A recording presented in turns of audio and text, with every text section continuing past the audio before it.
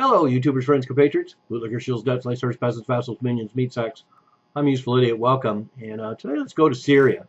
This is going to be a three-part series of quick updates on a few little stories that are going on in the Middle East this Monday.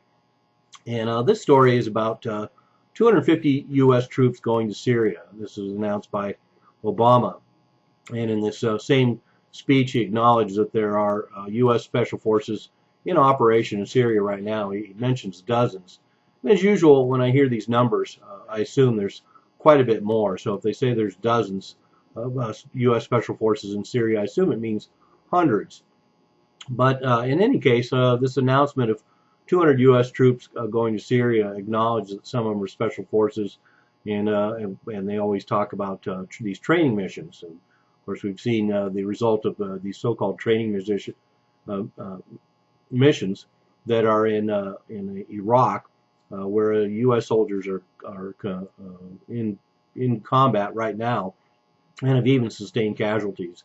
So they are operating combat zones, and there's an acknowledgement in this recent announcement of these U.S. troops going to Syria that they will be armed and prepared to defend themselves. But I find this whole idea of putting trainers on the ground with forces in Syria kind of a dubious proposition, because we've had all these so-called trainers in Turkey, in Jordan, in Saudi Arabia, all over that region, supposedly training troops. I'm not sure exactly how training right along with these troops on the ground is going to help anything, unless, of course, they're just there to sustain combat operations, which, of course, is the fact.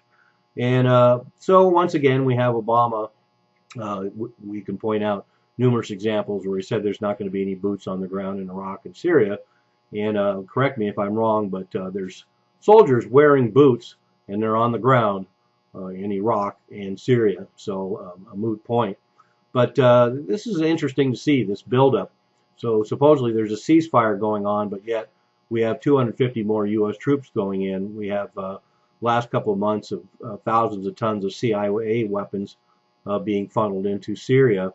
And then, of course, we see these same kind of activities in Iraq, Syria, as well as Libya. U.S. Special Forces on the ground in Syria, along with the French, Jordanian, and British Special Forces.